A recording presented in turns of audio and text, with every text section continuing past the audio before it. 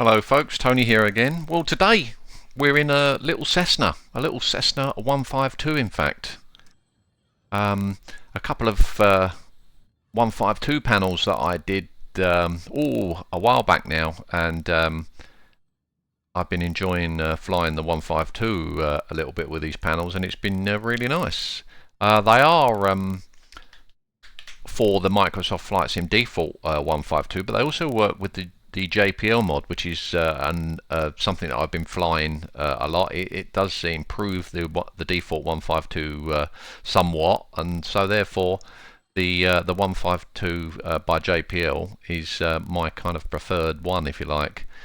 It has slightly better avionics fit. As you can see here, the radios are a little different to the 152, but I have the default one set as well in one of the panel options. In fact, I did do a panel script version that will automatically choose the right ones, and there's also a choice. If you fly the 152, you'll know if you've ever jumped in some of the different liveries. Some of them have a different panel. They have like a black vinyl type panel rather than this sort of creamy looking one, and so I incorporated that feature into the panels themselves. So I've included a little touch spot just on the suction gauge there, where you can just toggle between the two. So you can either have the black one, or you can touch it again and you can go back to the cream type textured variant, which is a nice little touch. Just gives you the option to fly either or for any variant actually. The ones in the sim, you have to choose the correct livery to get the interior colour if you like, but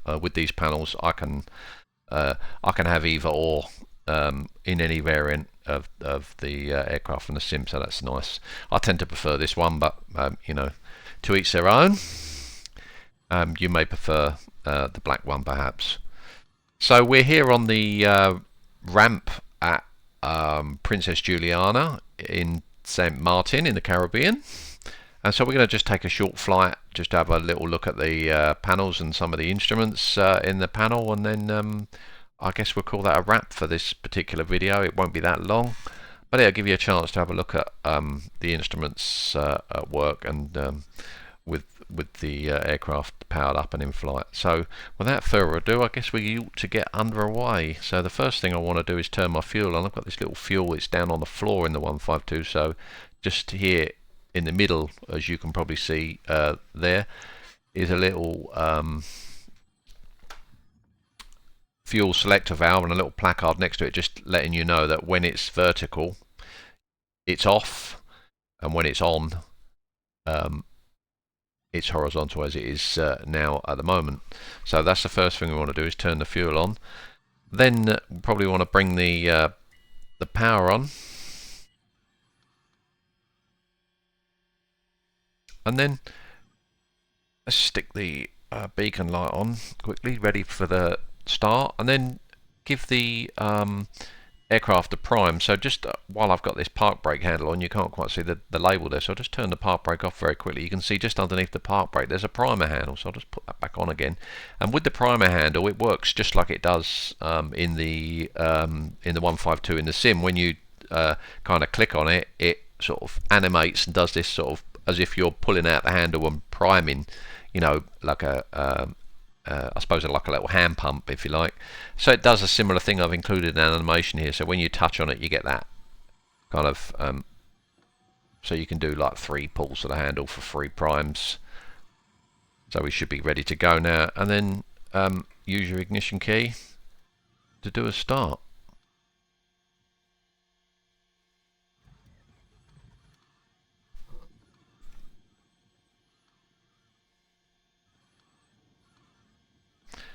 Maybe I didn't turn the mixtures on, did I? Yeah, I did.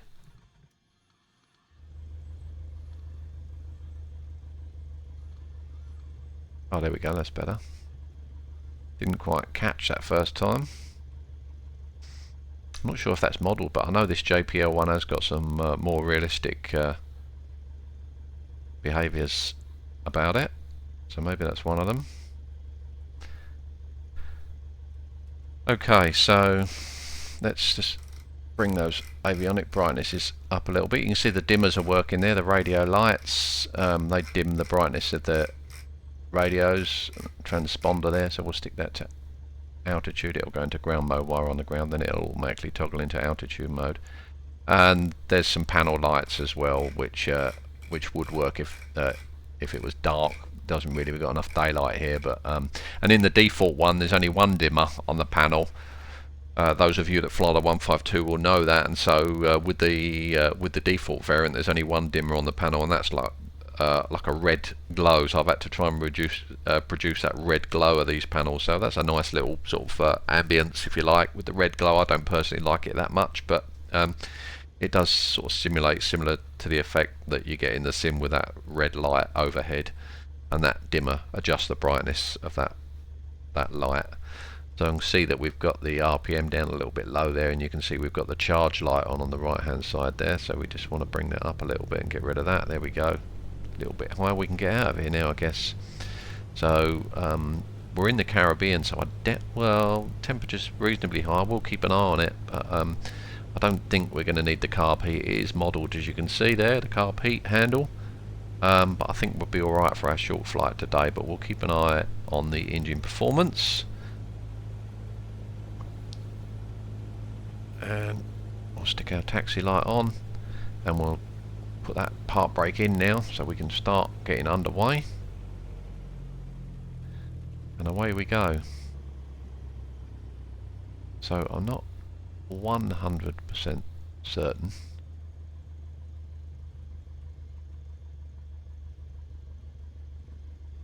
where we're going here. I'm just going to stop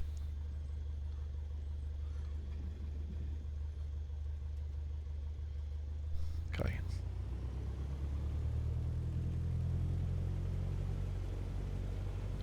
I think we'll go up over the hill.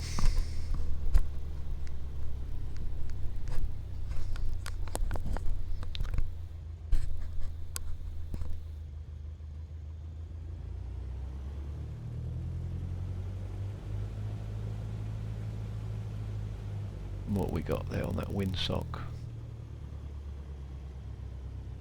Kind of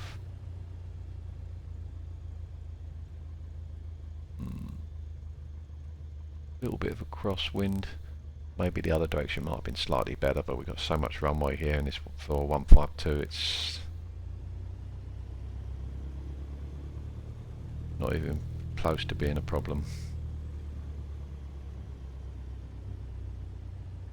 With that said, I think we'll whiz it round here.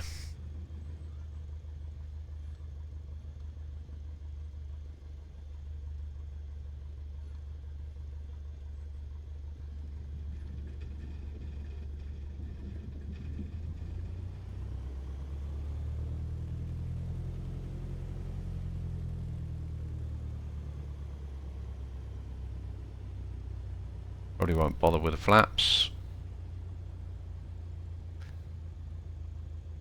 Not a soft runway, and we're plenty here anyway.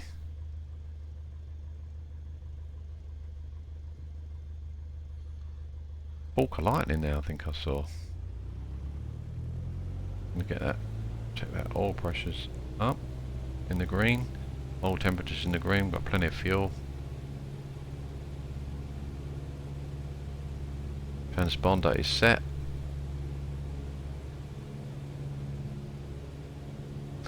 Should really have the strobe light on now we're on the runway, and the landing light too. Turn the taxi off. Let's get a go.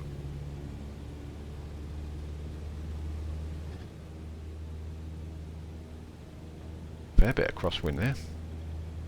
A boot full of left rudder there, trying to keep it back.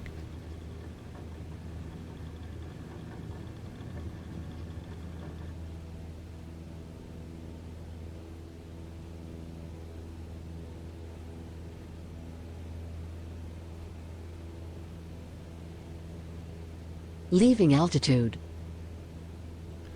You may have heard of leaving altitude there. That's the transponder, giving us the altitude monitor built into the transponder, just giving us a warning that we're departing. A pre-selected altitude. I didn't put anything in there, so that's why we get that. It's also got traffic built into that thing, so that if we come across any traffic, we may get some traffic warnings.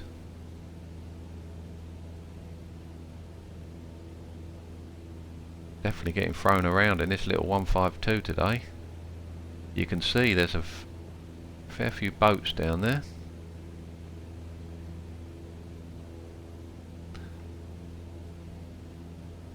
And there's a fair bit of white chop on the water.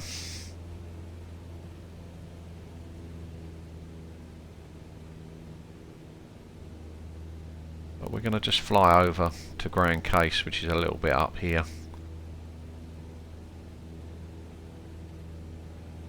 You notice there's no GPS in this aircraft as there isn't in the sim, but I guess there wouldn't be anything stopping putting a GTN in the right hand side panel.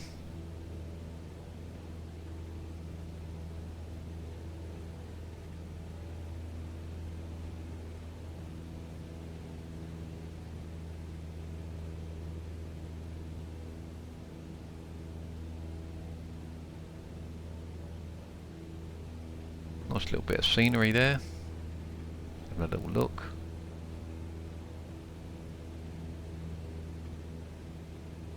Quite low to the ground here, not really climbing.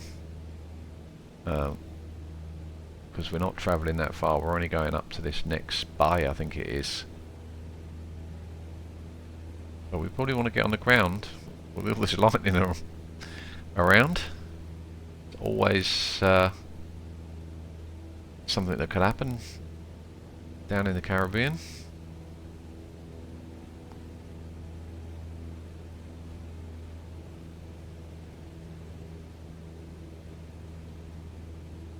Definitely getting thrown around at here.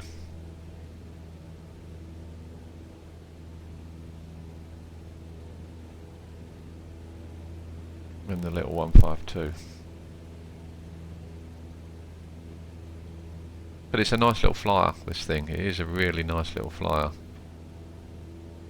I do enjoy flying it.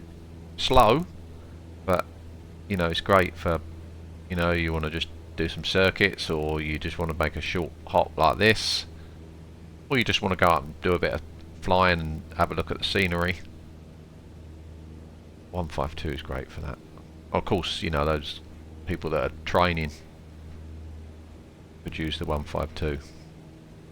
Overshoot a little bit there. Get some flaps in. Wind might cause us a bit of trouble here.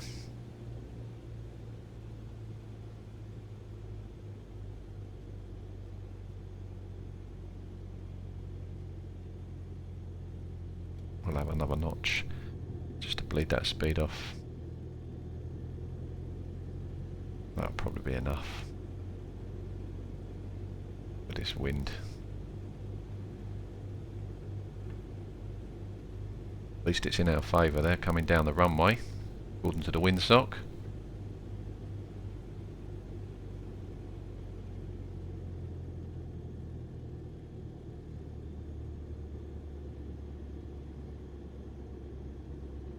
He wants to float here with the wind.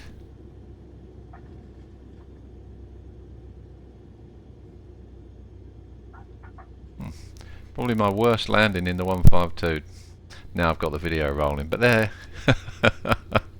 That's sim karma for you. The wind didn't help. And I'm glad we're down, now that lightning's kicking around.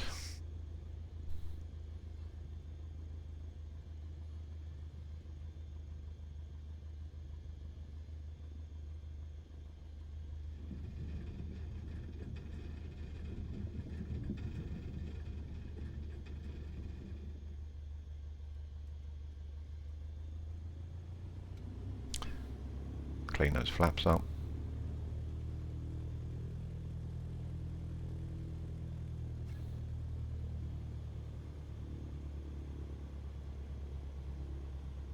I like this panel. It's very simple. It's a basic aircraft, the 152, but it was quite satisfying that all the instruments and controls are pretty much where they are in the real aircraft, because obviously you've not got that much stuff to try and shoehorn in onto a couple of monitors, if you like. there's no console or overhead panel or anything complicated like that, which makes it almost, you know, one for one with the real thing, which is a nice, refreshing way to have a panel. What are these guys doing now? Just going to go in between the two here.